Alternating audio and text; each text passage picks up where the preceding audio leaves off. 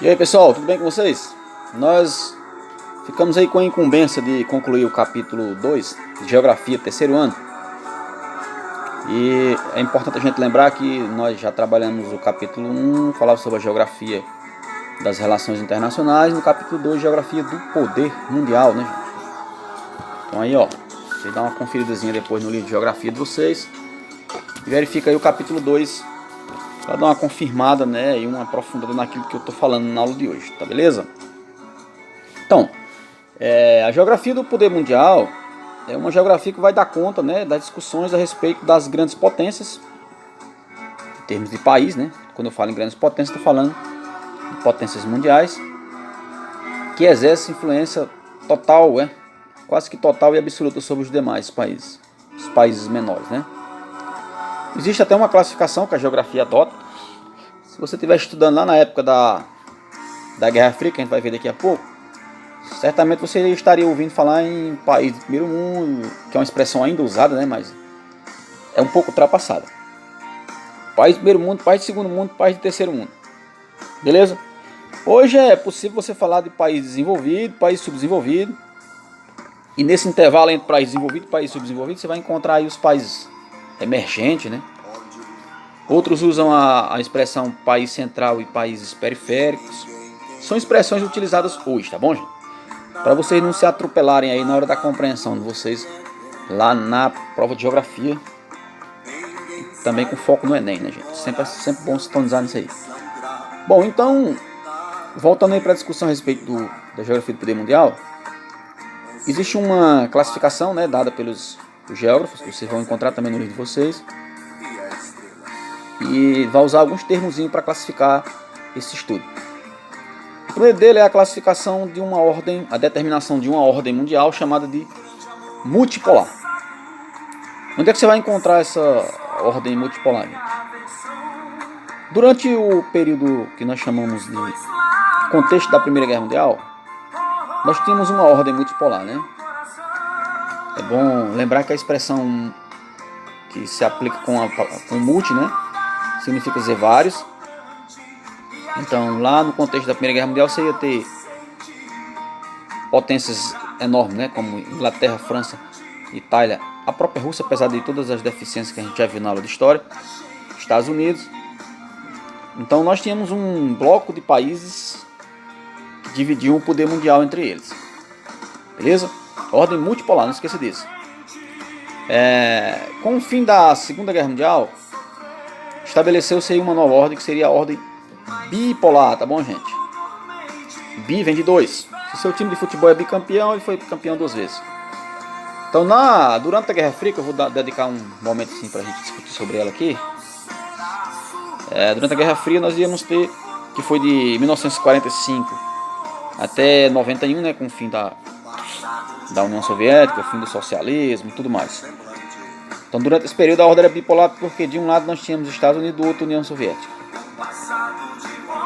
E pós 91, nós retornamos à estaca zero da ordem multipolar, né? Porque nós vamos ter aí saindo de cena, pelo menos por enquanto, a Rússia, né? A União Soviética, a Rússia. É bom distinguir também essas expressões. Eles vão sair um pouquinho de cena e vai voltar à tona aí as outras potências. Então os Estados Unidos vai dividir, lembrando que os Estados Unidos sempre esteve lá no topo, tá, gente? Os Estados Unidos vai dividir esse poder mundial com Japão, os países da Europa, né, que estavam envolvidos na guerra. Japão, Alemanha, Japão que é da Ásia, né, não da Europa, mas Alemanha, Inglaterra, França, Japão, depois vai entrar a China. Então a ordem ela começa a perder esse foco aí de bipolar e passa a ser novamente multipolar. Beleza? A Guerra Fria é um tema que assim, que merece destaque. Não, a partir de agora falar sobre ela. É bom lembrar que o termo Guerra Fria ela foi adotado pelos historiadores porque não houve confronto entre os Estados Unidos e a URSS. Lembrando, né? Bastante discutido em nossas aulas, inclusive de história. O URSS, União das Repúblicas Socialistas Soviéticas. Não esqueça disso.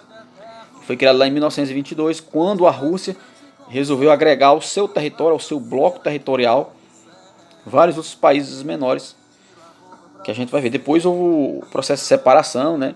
Inclusive essa separação se deu através de guerras e tudo mais, guerras civis, como a Guerra da Bósnia, lá pelo processo de divisão da Iugoslávia. Todos eram países que a Rússia, né, com seu poder, através da implantação à força, né, do socialismo, fez. Bom, então, quando termina a Segunda Guerra Mundial, gente, nós vamos ter o cenário desenhado da seguinte forma. A Alemanha, como ela é derrotada, sofre aí diversas consequências humanísticas e econômicas. A Rússia e os Estados Unidos vão fazer o seguinte: vão pegar a Alemanha e vão dividir entre eles dois. Esse é o pontapé inicial. No princípio da discussão, a Inglaterra e a França também iam fazer parte da divisão, mas depois ficou uma espécie de divisão para Estados Unidos e Rússia, no caso União Soviética. E para resolver esse problema, na década de 60 eles acabaram fazendo um muro, chamado o famoso Muro de Berlim, que vai ser derrubado em 89, já sinal já do fim do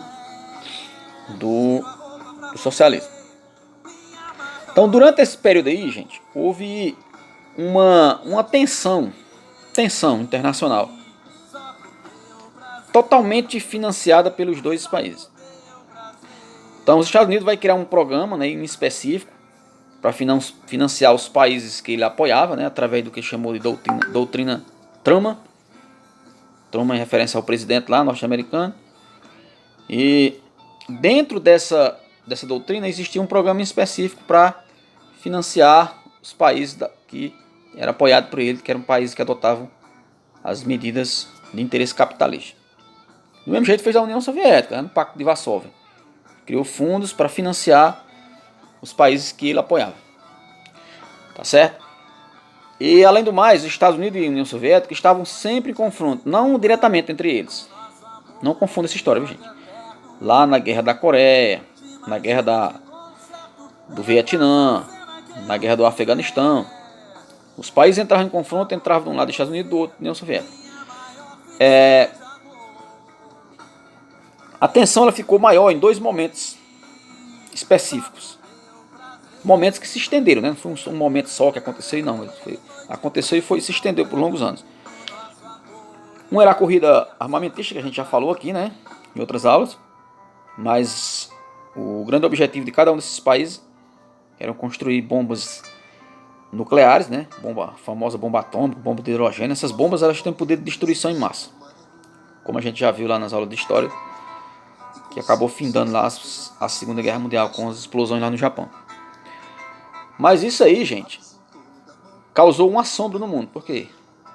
O confronto entre ambos os países poderia ser o que eles chamavam de Armagedon, fazendo referência ao que está posto na Bíblia, né, que seria o fim do mundo. Esse momento ficou mais crítico com a crise dos mísseis lá em Cuba, na década de 60, quando os Estados Unidos descobrem que a União Soviética tinha uma base naval lá de lançamento de mísseis lá em pleno território cubano. Se você pegar o mapa, você vai ver que Cuba praticamente faz parte do quintal norte-americano, apesar de ser uma ilhazinha minúscula. Esqueça disso. Esse momento de tensão foi gigante. Alguns acreditavam que naquele momento seria o momento do confronto entre eles, mas acabou que uma conversa entre os dois países acabou resolvendo, né? Depois eles entraram numa loucura chamada corrida espacial. Cada um queria conquistar o espaço. A conquista do espaço, gente, é importante por uma série de fatores. Um fator simbólico, né? Um fator simbólico de status. E outro fator da potência das comunicações, né, gente? O país que mais tem acesso ao espaço é o que tem mais aplica velocidade, né, e potência às comunicações via satélite. Mas aí nós temos dois acontecimentos. Primeiro foram os russos que conseguiram o espaço, dar uma volta na Terra, no espaço sideral, né, que nós chamamos, fotografar a Terra do espaço, que foi com um russo chamado Yuri Gagarin. Foram primeiro que os americanos, eles não chegaram na Lua, né?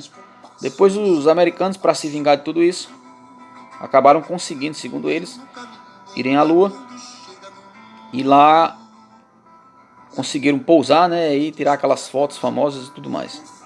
Esses dois momentos ficaram bastante gravados na memória da Guerra Fria, tá bom, gente?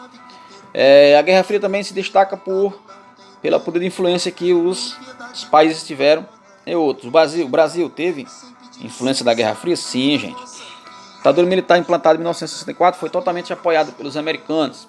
Inclusive, reza a lenda que está nos bastidores aí das informações históricas que os agentes americanos teriam vindo ao Brasil aplicar tática de tortura durante o período de implantação da ditadura aqui no Brasil, tá, gente?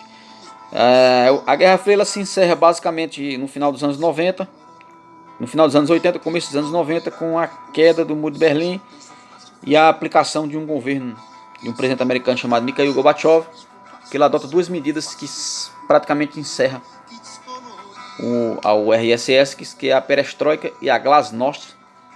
São duas medidas uma de questão política, né, de abertura política, porque a União Soviética era muito fechada do ponto de vista político para outros países, e outro de ponto de vista de abertura econômica, que é a perestroika e a glasnost. Não esqueça disso, tá? Bom, isso é um resumo, estou falando rápido demais, porque o tempo não dá para falar de tudo, mas vocês vão primeiramente assistir esse vídeo. Quando terminar o vídeo, vocês vão entrar na minha aula do Meet, e eu quero que cada um faça um breve comentário desse vídeo que vocês estão assistindo durante a nossa aula. Beleza? Fica assim então, galera. Forte abraço a todos aí. A gente se encontra.